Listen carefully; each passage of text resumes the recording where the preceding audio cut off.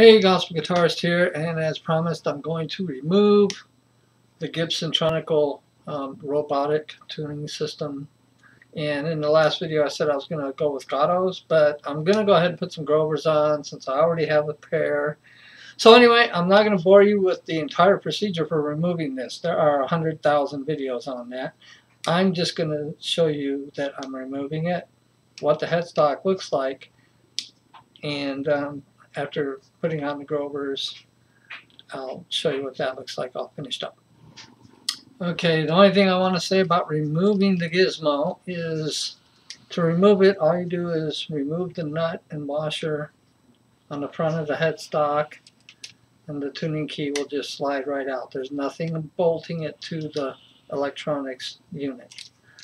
That's all you do. Take those 6 nuts off, and when you get to the 6th one, whichever one it might be, the whole unit will just pull off the guitar. And there's no bolts, nothing holding the electronics to the back of the headstock. So let's take a look at the headstock. The back of the headstock has nothing but the date on it that it was made and the serial number, or the year. Made in USA, 2017 model, serial number.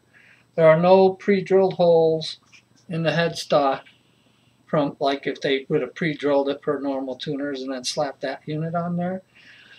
So if you want to keep it authentic, to possibly restore this to its actual factory version, you wouldn't want to be drilling holes in here. Who knows? Maybe these things will be worth a lot of money someday. But in that case, I could put this back on and sell it as authentic because I did not go and drill holes in the back of the headstock. The nuts should will tighten my Grovers just fine, and that's what I'm going to do next, is just give them a little snuggie on the nut and not worry about putting screw holes in the back of the headstock. Well, here she is with the Grovers on it.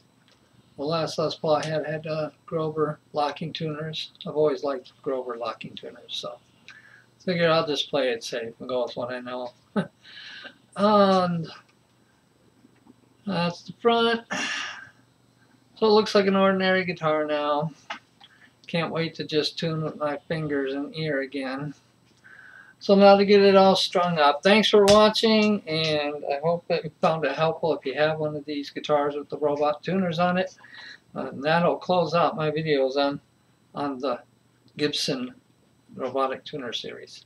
So thanks for watching. More stuff coming as usual all year, and I hope you subscribe and you can keep up with me. Thanks for watching.